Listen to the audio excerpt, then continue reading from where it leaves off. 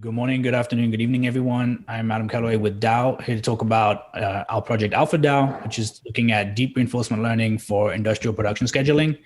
And as you can see, we've been inspired by the work of DeepMind and others to look at reinforcement learning for our particular case. So a bit about me first. I've been at Dow for about 5 years, been in the role with the Digital Fulfillment Center for the last couple, where we look at all things innovation in the supply chain area. So my focus is in machine learning, optimization, and of course, reinforcement learning. Got a background in mixed integer programming with a PhD in chemical engineering from University of Minnesota and a master's from Imperial College in London. I'm obviously not the only one on the team here. We have Christian and John. John is our senior technical fellow in this space. And Christian has a similar background to me. He's currently finishing up his PhD from Carnegie Mellon University, and he actually dreamt up this whole project, having worked as a production scheduler himself in Dow, one of his first roles at Dow. We also are acknowledging and thanking our colleagues in Dow packaging and specialty plastics business. So France and Alyssa over there, that's the business that we are working with. That's our polyethylene business. And we have to also thank and acknowledge our friends at Microsoft. So we have Delbert, Mike, and KG, and the rest of KG's team, who have helped us to bring our efforts here from our local environment over to the Azure environment. That's our cloud provider for the company here. Okay, so before we get going on reinforcement learning, let's take a little minute to have a primer on industrial production scheduling. So I assume limited knowledge on this from the audience today. So at Dow, we make 1,000 different products, and at a very high level, we're turning raw materials into those products. So here we have 3 ABC as an example. As I said, we're working with our polyethylene business. And so the key features here are that we're talking about world scale capacities and plants. So these are really huge industrial units. We have 50 plus of these all over the world, and we typically make between 20 and 50 products can be made on any one of these plants. So here we're just showing 3 as a simple example. And the other part here is it's a continuous operation. So we think of it as a big pipe at the end of that plant that is constantly making either A or B or C. And then the production scheduling problem is how long to make A before switching, as an example, and then where do we switch? Where we go to B or do we go to C, et cetera? And that is the production scheduling problem in a nutshell. So we can kind of plot that out in a simple Gantt chart here, where we see we're making A for a period of time. That period of time that we make a particular product is called a campaign. And then we may decide to switch over to product B. You'll notice, though, that during that switchover, we're neither making prime A or pure A, and we're neither making distinct product B. We're making something in between, which we call off-grade. And that off-grade product, we do in fact sell it, but we sell it at a lower margin. And so we're trying to minimize the amount of off-grade that we produce. And that's kind of the game we play with production scheduling. You can see for transitioning from B to C, for example, that there is no off-grade being made. We can essentially transition instantaneously or very quickly, and no appreciable off-grade is made. And so there are some products that happens. You'll also see that despite saying it's a continuous operation, we see these discrete blocks of A, for example, 3 blocks there. These are so the business forces us or imposes us to make a campaign. So a campaign must be a discrete number of what they call batch sizes or lot sizes of a particular size. And so the size of that lot is determined by how the product will ultimately be sold. So whether it's a rail car or a big bag or a big box or a big tote, that size determines the individual discrete batches of that unit. So I can also look at the transition matrix now. So I can create a matrix from all the different products going to all the other products. And here, for example, we see our off-grade being made of A to B. We say 50 units for a simple example. And we also see that A to C, we have a red X that represents that transition is not allowed or illegal from the business. Primarily that those sort of transitions are not allowed because of the amount of off-grade that would be incurred, or they could also be certain safety considerations. We don't want to mix certain products and things like that. So with that transition matrix, I can, as a production scheduler, create a priori a minimum off-grade product wheel. So the product wheel is going at least once through every single product, no illegal transitions, and imposing the minimum campaign length. So your campaign has to be beyond, or has to be at least a certain length before you can change between different products. So you're not switching products every 5 minutes. So we can do this a priori, and then we look at this on a 6 monthly basis.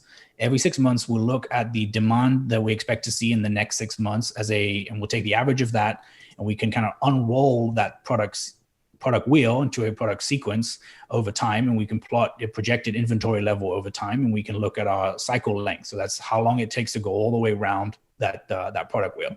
The question then is, how fast should we be going around that product wheel? Should we be going around it slowly, or should we be going around it very fast? And the objectives here then are cost-based. So we're trying to minimize our costs. Costs have two factors. We have inventory costs and we have off-grade costs. So the faster you go around the cycle, the faster you go around, the lower the inventory cost, because you're turning over that inventory more frequently. But of course, the more off-grade you produce, because every time you go around, you produce the same amount of off-grade overall. So I can kind of sum those two costs very simply and find the appropriate number, or the optimal number of cycles per year, and the cycle length associated with that. And this is in fact what we do in the business right now today. So it's our current approach. So we assume a fixed constant demand for the next 6 months. We have a fixed product wheel that we predetermine going into it, and then we're simply looking for what our optimal number of cycles per year looks like. Then when we unroll that as our initial schedule, we then implement that in the plant, and we are trying to follow that. But of course, in the real situation, in a real plant, we have to adjust to the stochasticity and the demand that we see. So maybe the demand comes in particularly strongly one week, or a little weaker the next. And so the production schedulers that are doing this role have to adjust day by day to the demand that they see, or any planned downtime that occurs. So on occasion, the plant will have to say that I have to go down next week for a couple of days because of some maintenance activities or what have you. And so then we have to adjust our schedules to reflect that, and look at how do we plan to best suit our needs given the real life, real world stochastic demand and stochasticity that exists. And so this is what we do right now. And remember, Christian, he said he was actually doing this role, and he just thinking through it a little bit and said, I think there's a better way of doing this problem. And so he proposed this AlphaDAO concept and pitched it to the leaders. And this is where we're going to bring us back to the reinforcement learning world. And we see AlphaDAO would observe the state, or observe the data that we have available to us. So the manufacturing data, the customer demand data, the current inventory levels, et cetera. It's, of course, a reinforcement learning agent, neural network style agent. It produces an action, which is a production schedule that gets executed on the production plant. And ultimately we have, happy customers, happy schedulers, because they don't have to do that firefighting every single week, every single day of adjusting day by day the schedule, and happy businesses and lots of value for the corporation. The reward signal, or what we're trying to really maximize our objective, is that the agent is trained to produce schedules that maximize on-time shipments. So that's, you're not missing any orders. So orders come in, you better not miss. You better have an inventory available for those customer orders that do come in. We want to do that whilst minimizing inventory and minimizing the amount of upgrade that we make, as well as imposing minimum campaign lengths that the business tells us about, and also imposing no illegal transitions. So this was the pitch Christian made about 2.5 years, 3 years ago now. And ultimately the leader said, why don't we go ahead and try and look at the proof of concept and try and see if this is really applicable here. And so I would say late 2018, early 2019, we're in this proof of concept phase. So a plant was selected for us to work with. And remember I said typical plants are between 20 and 50 products. This plant that we're working with today has 5 products. So it's pretty much the simplest plant we have, but it's a good area that we can say, can we prove this concept is even applicable here? So can RL be used in this setting? And so, we didn't really know at the time, there wasn't really much literature around this. And so we wanted to prove that out. And can we, our first objective was, can we match or potentially even beat this current kind of very simple fixed demand solution? So recognizing that it is a simplifying assumption, but can we get an RL agent to learn how to schedule within this fixed demand scenario? Obviously, we had to write a simulation of the plant itself and the environment that we're working with. So we wrote it, of course, in Python, and we did write it, of course, following the OpenAI GIM framework. And the advantage here of our simulation is that we can make a relatively simple simulation at this level, because we don't have to deal with, the chemistry and the physics of the actual reaction kinetics, et cetera, of the actual plant itself. We can do it really at just a simple in and out mass balance at this level of decision making. We did end up writing or transcribing our own version of the advantage actor critic algorithm. So we didn't know about RLlib at this point. And also we recognized that it's a great learning experience for learning reinforcement learning in general. So we hadn't had much background in RL up to this point. And so, I think if anyone out there is looking at, how do I get started here in an industrial setting like this, we would say, it's a good exercise to write and from scratch one of these base algorithms that are out there, so you can get to learning before you start to use any existing frameworks that can make that step a lot easier. We had to question ourselves as to how to enforce illegal transitions and enforce this minimum campaign length. And we chose to mask our network outputs based on this feasible action in a state. And so at the time, this was not very well documented in the literature. Now it's a lot more common. And I think at the time also the existing frameworks didn't necessarily support this type of approach very well. Now we see much more common, much more easy to implement such an approach. And then what's the reward signal here? So we take initially we just take this naive long-term objective. So we know that over the course of a year, we wish to maximize product availability and minimize total cost. And so we just took that and we broke it down and applied it at every single step of our episode. And I would say that in early 2019, then we really discovered Ray. And so in our journey here, we got to a point where we're doing everything locally, everything very sequentially. And we got to a point where we really decided we needed to accelerate our training. And we discovered Ray, and we used the core parts of Ray just to distribute and parallelize our existing implementations. We also, at this point, moved everything over to Azure. So with Ray and with Azure, we can now distribute our training. So instead of just sitting there waiting for it to collect all these experience batches, we can now do that in parallel very easily from our existing code base. And we did this in Azure so that we can go and pull on, many, 10, 20, 30, 40 different cores, so we can go and distribute this thing very, very easily and really accelerate our development cycle here. So what does that look like? What does this agent look like during training? So here we have a plot of inventory over time, over a year, with all of our different products, as well as off-grade. And at iteration 0, you see, randomly initialized neural network agent. We see very bad performance. We see product availability of 46%, total cost of 5,000 or more. You see the inventory blowing up here. But as I hit play, you'll see that over time and over iterations, it's learning to identify the cyclicality that we see here. It's learning to bring the cost down and the availability of the products up, and ultimately it gets to a great solution. So when I compare here on the left the AlphaDAO solution to the existing sort of fixed product wheel unrolling through time solution, we see that our AlphaDAO solution is actually better, but it does recover, very interestingly, the same cyclical behavior in products C, D, and E. So it learns to figure out that from scratch, it learns to figure out that whenever I go to one of these products, D and E, that incurs an off-grade to get there, I need to stay there for a period of time, because if I ever want to go back again, it's going to cost me an off-grade, which is a part of the negative part of the reward. It manages a better solution by switching between products A and B rapidly. And so those actually happen to have free transition, so they don't incur any off-grade.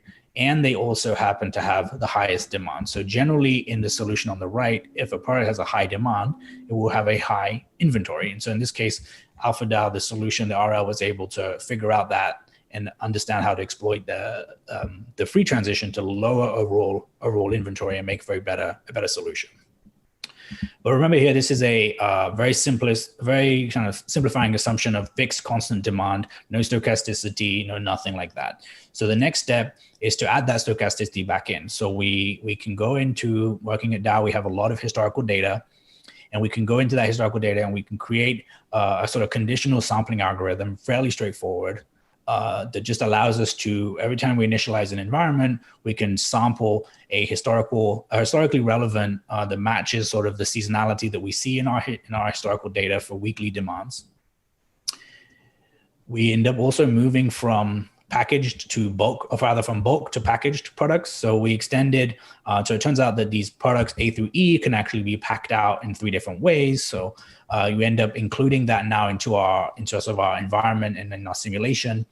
And so the demand that we talked about previously actually occurs on these finished or packed out products. So we also added a no action. Primarily that was to account for the cases where if I sample a low demand year, then I have to be able to do nothing part of the time, because otherwise if I'm constantly forced to make product, then my inventory will just keep increasing. And I don't get a good overall performance. Again, we imposed minimum campaigns through action masking, but on the intermediate products now only. So on this A through E products rather than the finished products. So what was the reward signal here? Again, we started doing availability minus cost as before, but we noticed, we think a little bit of reward hacking, and we don't want to say 100% that's what happened.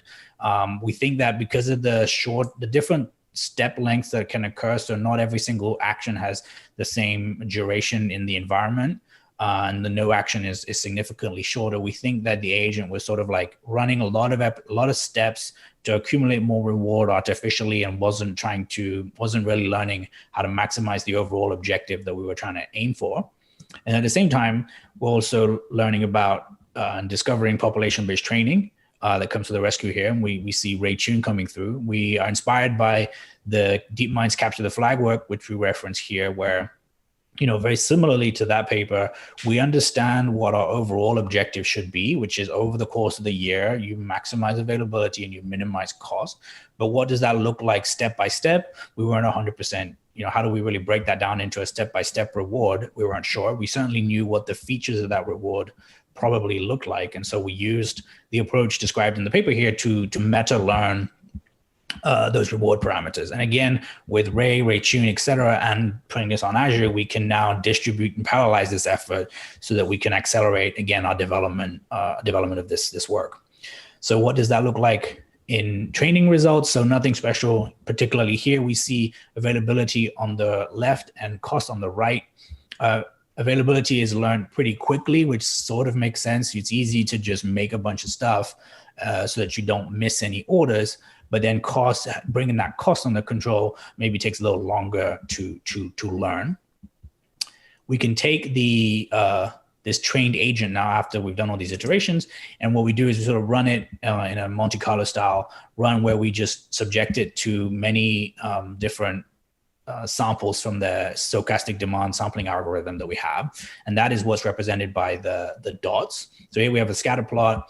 We want to see really we want to be bottom right in this graph. So we want to be high availability, low cost.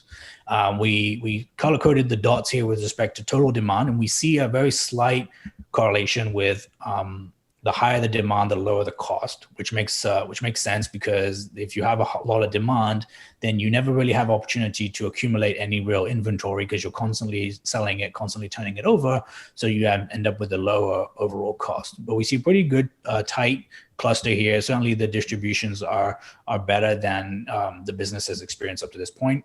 The red X's represent, now instead of taking and sampling 1 week at a time from the historical data, we take one entire year in the correct sequence and run that against the agent, and then we roll that forward by 1 week, and that gives us another complete year to test. So it's sort of like a test.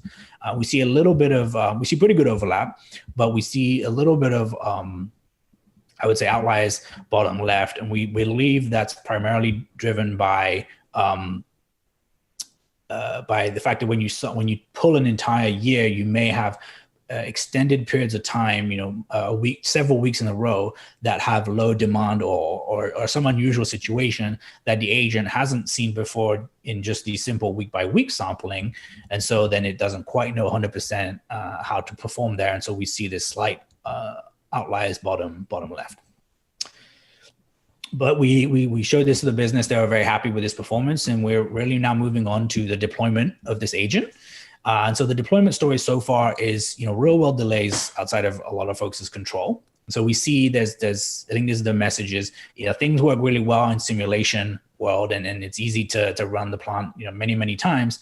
But when you try and put this and execute this on real data in the real world, you're subject to, certain delays outside of folks' control. And so we saw We saw unplanned events at the plant. We saw personnel turnover. So we've been doing this development for several years now, and folks that we've been working with early on had moved on and moved up in the company, as well as, of course, you have to acknowledge COVID-19 that is caused some delays, especially initially when everyone was getting used to the new way of working here. But we are currently in pilot testing phase. So we are running this trained agent against real world data that's coming from the plant in question. Every single day we run the agent, and we look and we analyze the schedule that the agent produces, compare that to what is expected to be produced on the plant, and we ask questions to the folks that know are subject matter experts in that area to say, how good is our simulation? Did we miss certain elements that, why is the production schedule produced by the agent feasible? Could you go and execute this? If so, why not?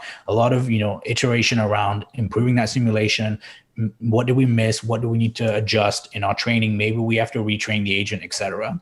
We did notice some extensions that we want to go and handle right away. So we know that we're not directly handling planned downtime, and we want to handle also rate reduction. So these two very common aspects to real world operation that we haven't done for the sake of simplicity up to this point. And so we expect to go do those next. And we also want to expand this to the rest of the plants on the site. So what we haven't shown you before is that this plant sits with its packing line within a site that may have several other plants on site that also share that packing line. And the other wrinkle here is that the demand that we have occurs, at the site level, and that several of these plants may be able to produce that product. So you have another optimization decision-making there about which plant gets to make that particular demand and how do they share that demand that comes in across different plants based on the capabilities of the plants and all sorts of other factors. And so that's certainly the expansion that we want to look at. And of course, we have many sites, as I said, 50 plus plants all over the world, spread over many, many sites. And so we're looking at leveraging, the power of Ray and RayTune and RLlib, and especially Azure as well, to look at and explore, multi-step solutions, multi-layers, maybe multi-agent solutions. We're looking at, we want to go look at maybe graph neural networks in this case, because it seems appealing to us. But the message here is that really, I think the business sees a lot of value in reinforcement learning applied to this particular problem. We really believe that we're just simply barely crawling before hopefully we can walk, and then ultimately we're going to run. But the message here, I think, is in conclusion that, we're going to leverage Ray and all of the AnyScale, suite of products, as well as Azure, so that we can go and distribute and parallelize these algorithms and explore this space, right? So we don't quite know how to tackle this problem yet, but we know that using Ray and Azure, we can really explore this space very, very quickly. And so with that, thank you very much, everyone. And special thanks, of course, to AnyScale and the Ray team, as well as KG, Mike, and Delbert over at Microsoft. And with that, take any questions.